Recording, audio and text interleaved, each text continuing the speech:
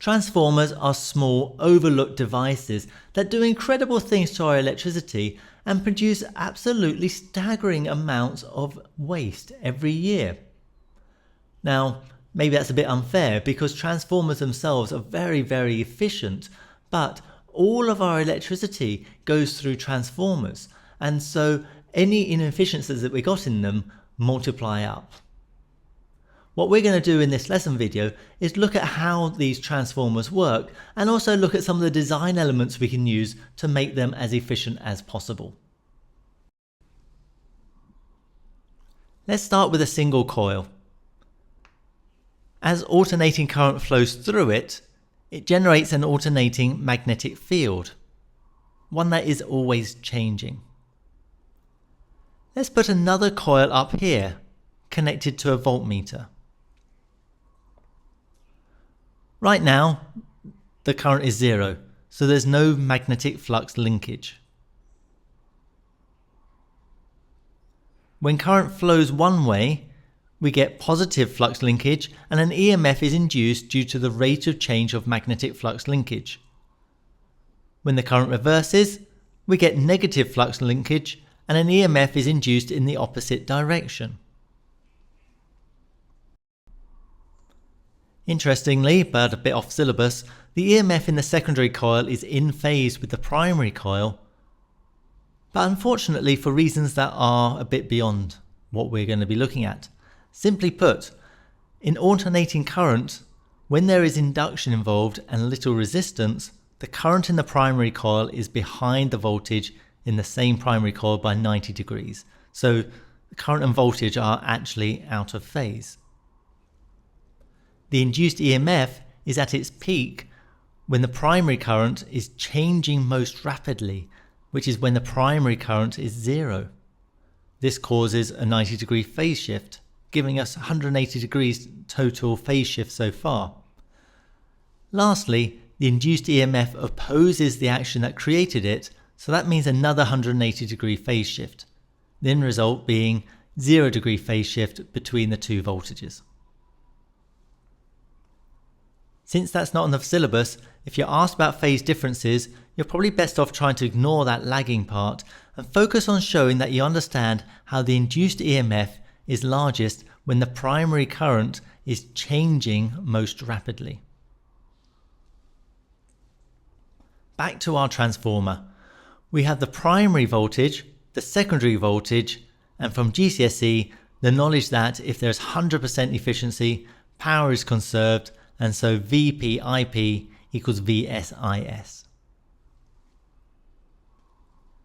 Increasing the number of turns on the secondary coil increases the flux linkage, which means the rate of change of flux linkage increases, leading to a larger induced EMF.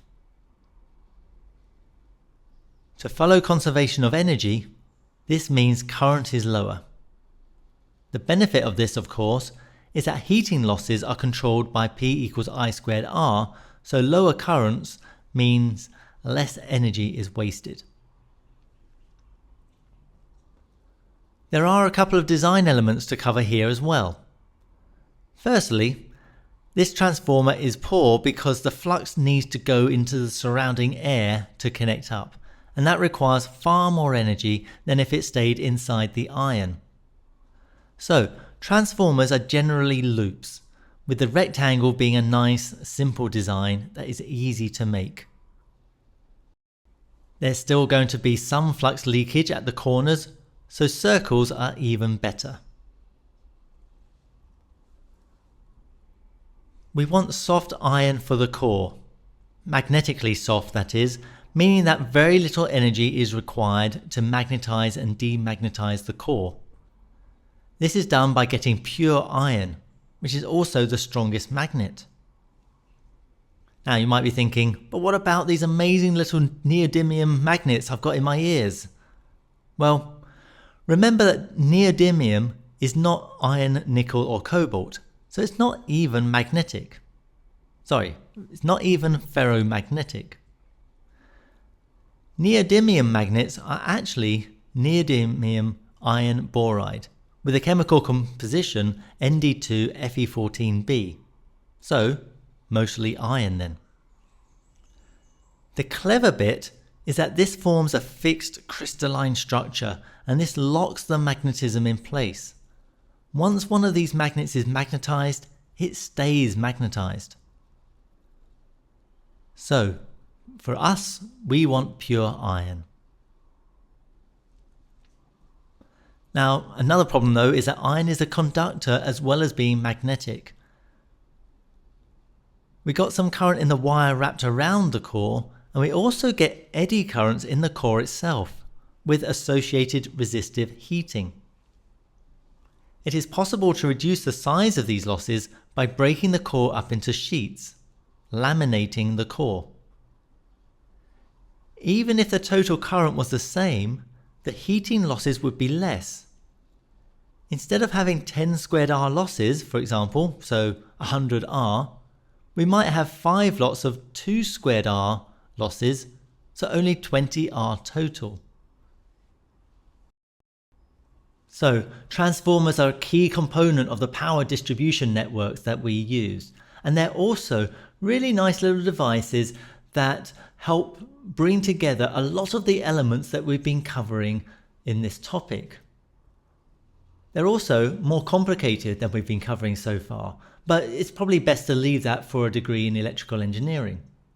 For example, if we're creating an EMF in the secondary coil, then that means we've got a current in the secondary coil, and surely that would then produce a magnetic field, and that magnetic field is going to induce an EMF in the primary coil.